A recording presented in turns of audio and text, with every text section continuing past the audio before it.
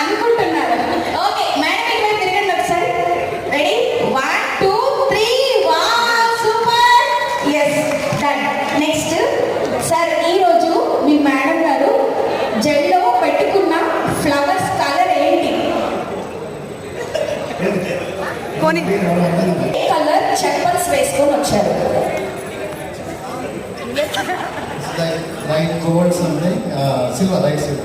Silver madam ఒకసారి చూపించరా?